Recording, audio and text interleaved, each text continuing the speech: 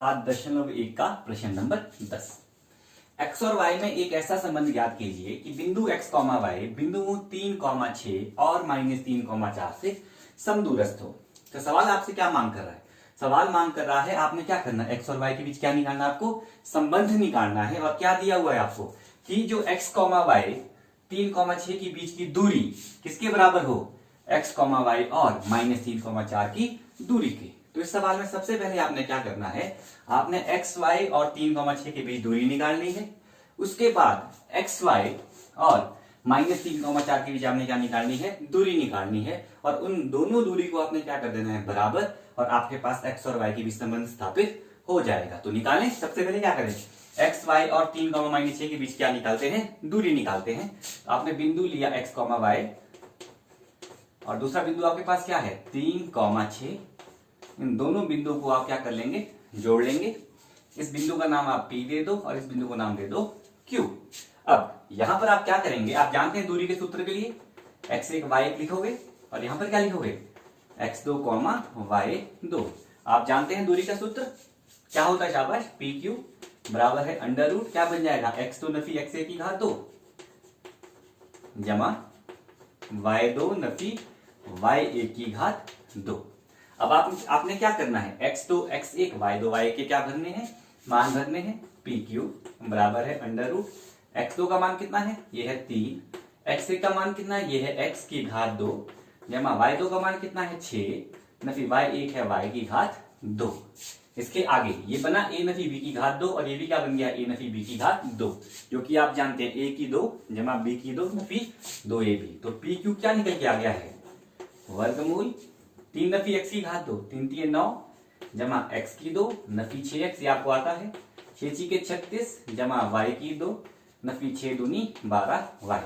अब आपने क्या करना है, इसको प्यार से कैसे लिखेंगे आप, PQ बराबर है सबसे पहले x की 2, उसके बाद y की 2, उसके बाद नफी का 6x, उसके बाद नफी का 12y, उसके बाद 36 जमा 9 कितने होते हैं आपके पास 45। तो ये आपके पास PQ निकल गया है। इसके बाद आपने क्या करना है, x, y और -3, 4 के बीच क्या निकालनी है, आपको दूरी निकालनी है।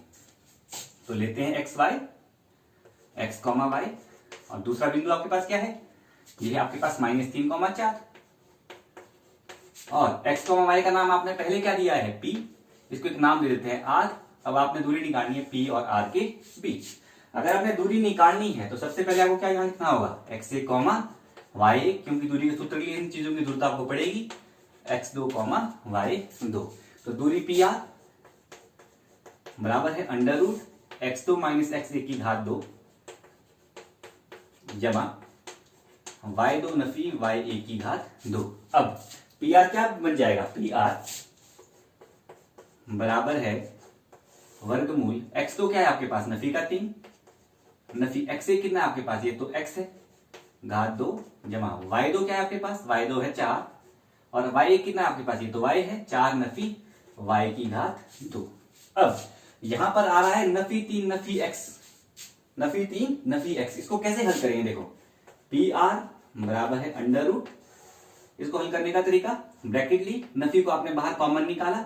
अगर ब्रैकेट आपने नफी को कॉमन निकाला तो आप क्या करोगे, ब्रैकेट लेंगे 3, जैसे ही नफी बाहर आया अंदर के सारे चिन्ह क्या हो जाएंगे, बदल जाएंगे, जमा x ब्रैकेट फिर से ब्रैकेट घात क्या लगा दिया आपने 2, ये बनी 4 नफी y की घात 2। अब नफी की 2 ये क्या बन जाएगा जमा, और 3x के लिए क्या बन जाएगा 3 जमा x की घात 2। तो PR बराबर है अंडर रूट, मैंने क्या कहा नफी की 2 ये बन गया जमा, और बचा क्या आपके पास 3 जमा x की घात 2, 3 जमा x की घात 2 जमा 4 नफी y की घात 2। आप लिख सकते हैं PR बराबर है अंडर रूट 3 जमा x की घात 2 मतलब a की 2 जमा b की 2 जमा 2ab, मतलब 9 जमा x की 2 जमा 6x, ये क्या बन रहा है a नफी b की घात 2 16 जमा y की 2 नफी 8y। इसको भी आप प्यार से लिख सकते हो, कैसे लिखेंगे आप इसको प्यार से, PR बराबर है अंडर रूट, सबसे पहले क्या लिखोगे x की 2, फिर y की 2, उसके बाद 6x, उसके बाद नफी का 8y और 16 9 कितने होते हैं आपके पास 25। अब इसके आगे आपने क्या करना है, हमने पहले ही कहा था पी क्यू और पी आर की दूरी को आपने क्या करना है, बराबर करना है, और उत्तर आपके पास आ जाएगा, मतलब संबंध स्थापित हो जाएगा एक्स और वाई के बीच। तो आपने क्या किया, दूरी पी आर बराबर है पी क्यू या पी क्यू बराबर है पी आर, एक ही बात होती है। हम लिख लेंगे दूरी पी आर बराबर है पी क्यू। पी आर आपके पास क्या आया है, अंडर रूट एक्स की 2 जमा वाई की 2 जमा 6x नफी 8y जमा 25 बराबर है, और पी क्यू क्या है आपके पास, x की 2 जमा 6y, x की 2 जमा y की 2 नफी 6x नफी y की 2 जमा 45 नफी 12y जमा 45। अब यहां पर अंडर रूट, यहां पर भी अंडर रूट है, मतलब दोनों ओर क्या आपके पास वर्गमूल है। आपको वर्ग को खोलने के लिए दोनों ओर क्या लेना पड़ेगा, वर्ग। क्या लेना पड़ेगा आपको, वर्ग। वर्ग ने वर्गमूल को हटा दिया, वर्ग ने वर्गमूल को कैंसिल कर दिया, तो आप लिख सकते हैं, क्या लिख सकते हैं आप लिख सकते हैं x की 2 जमा y की 2 जमा 6x नफी 8y जमा 25 बराबर है, ये सब लिखना पड़ेगा आपको, क्या, x की 2 जमा y की 2 नफी 6x नफी 12y जमा 45। अब इसके आगे आपने क्या करना है, x और y को एक और ले आओ, बाकी को दूसरी तरफ। तो सबसे पहले हम क्या लिखेंगे, x की 2 जमा y की 2 जमा 6x नफी 8y, ये x की 2 y की 2 नफी 6x नफी 12y इधर आ जाएगा और इसके चिन्ह बदल जाएंगे, तो क्या बनेगा, नफी x की 2 नफी y की 2 जमा 6x जमा 12y बराबर किसके, 45, और 25 पर चला गया, 45 नफी 25।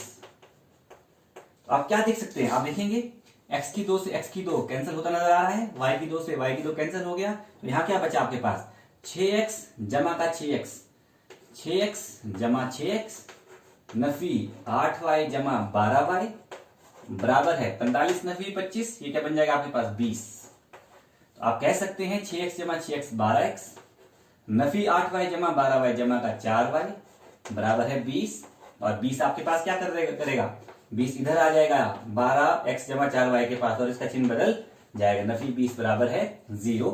आप 12 4 20, तो यहां क्या कॉमन आ जाएगा, यहां कॉमन आ जाएगा 4, तो अंदर क्या बचेगा 3x जमा y नफी 5 बराबर है 0, और ये 4 कहां चला जाएगा, 0 के नीचे। आप लिख सकते हैं 3x जमा y नफी 5 बराबर है 0/4, क्या हो जाएगा 0/4 मतलब 0, और यही क्या है बच्चों आपके पास संबंध है किसके बीच, x और y के बीच।